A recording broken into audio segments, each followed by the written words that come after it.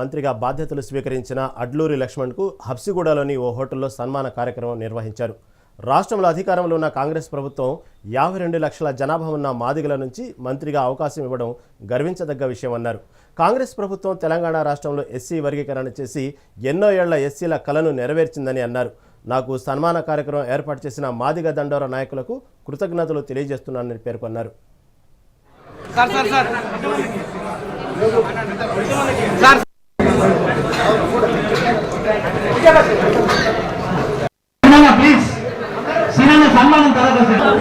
ఇంత గొప్పగా ఆశీర్వదించి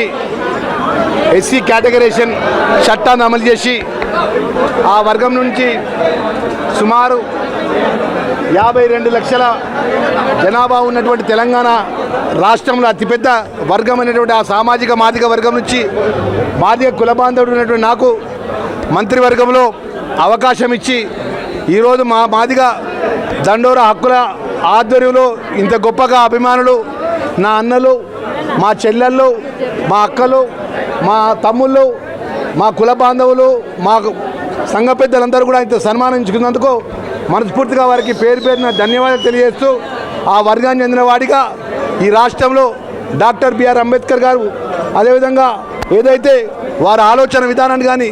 బాబు జగజ్జీవన్ రావు గారి ఆలోచన విధానాన్ని కానీ, మా రాహుల్ గాంధీ గారి నేతృత్వం లోపల ముఖ్యమంత్రి పెద్ద రేవంత్ రెడ్డి గారి నేతృత్వంలో అదేవిధంగా రాష్ట్ర మంత్రివర్గం అదే డిప్యూటీ చీఫ్ మినిస్టర్ గారి యొక్క సహకారంతో మా రాబోయే రోజుల్లో తెలంగాణ ప్రజలకు ఉన్నటువంటి దళిత వర్గానికి, దళిత ఉపకులాలకు న్యాయం చేసే విధంగా నా బాధ్యతలు నిర్వర్తిస్తానన్న విషయాన్ని ఈ సందర్భంగా మనకి